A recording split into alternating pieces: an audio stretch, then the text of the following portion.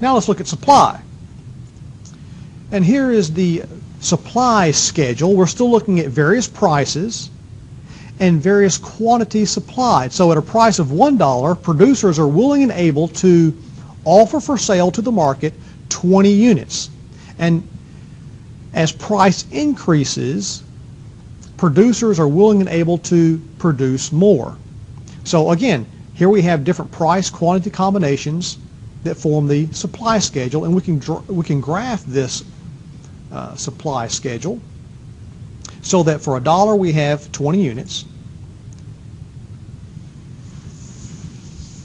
and then the number of units increases as the price increases. And we can connect these dots together and look at all the possible combinations in this range to form the supply curve. And just like demand, this particular schedule is demonstrated on the graph here by these red dots, while this curve here is showing all possible combinations. So again, for our illustration, we'll be looking at the curve and all the possible combinations of price and quantity within this particular range, while this schedule here is only showing discrete quantities or points along this graph, along this line here in the graph.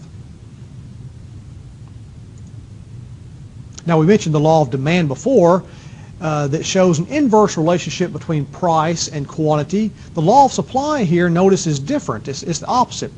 Whereas demand had the inverse relationship, supply has a positive or direct relationship. As price increases, quantity demanded increases. And so we have a positive slope here on the supply curve.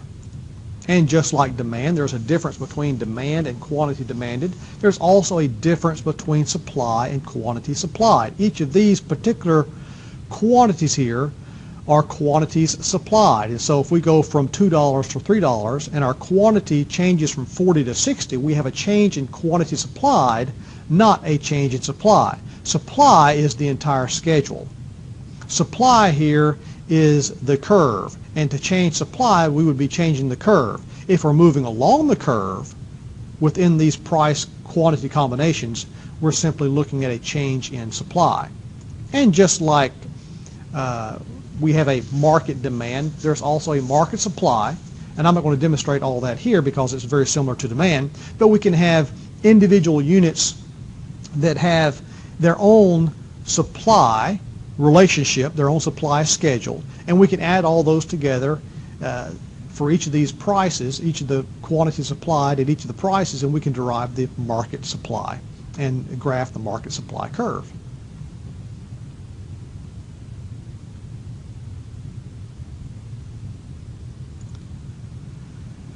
Now, when we put demand and supply together, we can derive what we call an equilibrium price and an equilibrium quantity for the market. In other words, what's the price going to be in this particular market, and what is going to be the amount of the goods or the good that's going to be traded in the market. So let's put the demand and supply together. So here we have a demand here. We have the demand schedule for each of these prices here, and we have the supply schedule. Now notice, at a price of $1, consumers are willing and able to purchase 80 units, so we're over here. Suppliers, at this price of $1, since it's so low, they're not willing to supply that many units, so they're only supplying 20 units. That means consumers are wanting to buy 80, but only 20 are being produced. So we have a shortage here of 60 units. That's going to induce the suppliers to increase their production. If they increase their production, they're going to have to charge a higher price, or at a higher price they can increase the amount that they're producing. And so at a price of $2, they can produce 40 units. But at a price of $2, the consumers in the market are willing and able to purchase less, only 60 units. We still have a shortage there.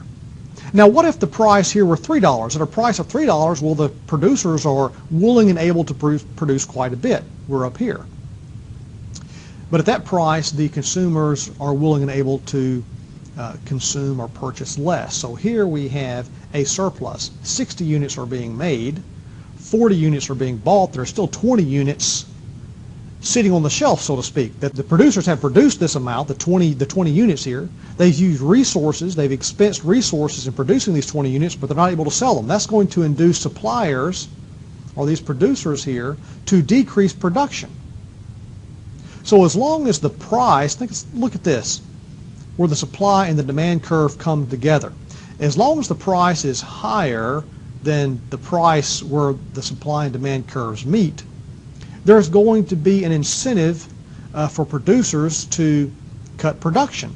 As long as the price is below this particular point, there's going to be an incentive for the producers to increase production. So where the supply curve and the demand curve come together is the point where we can identify the equilibrium price here and the equilibrium quantity. At that particular point, notice at this particular price, the quantity demanded is equal to the quantity supplied.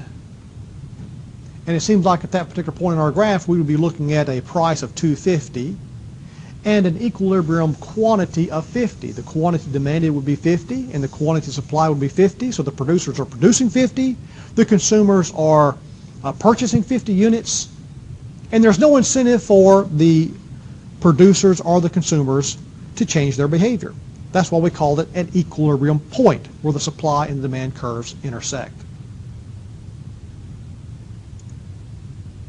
So let's go back over here and display this supply and demand and the equilibrium price and quantity here on our previous illustration. Notice that I have the producer or supplier outlined in a red dotted line, dashed line, and the demander is outlined by the blue solid line.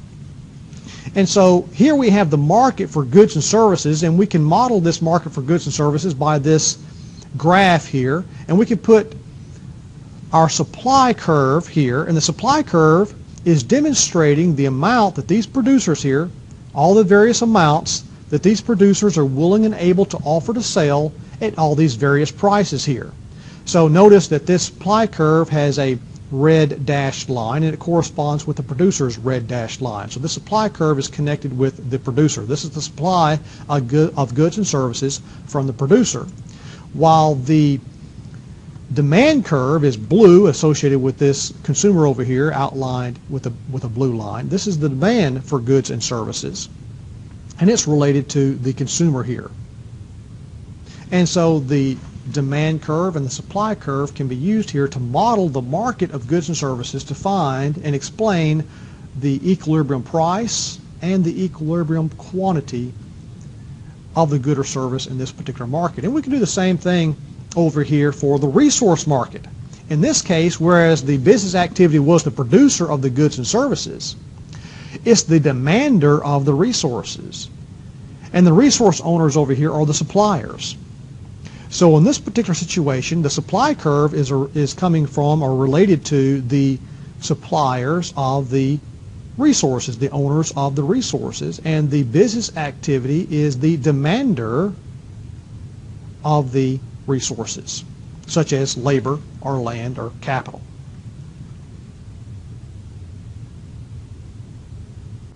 So in summary, this presentation serves as a basic introduction to demand and supply and how they're used to model a market for a particular good or service or a collection of goods and services, and how we can derive or explain the market price and the market quantity of the goods and services that are being traded.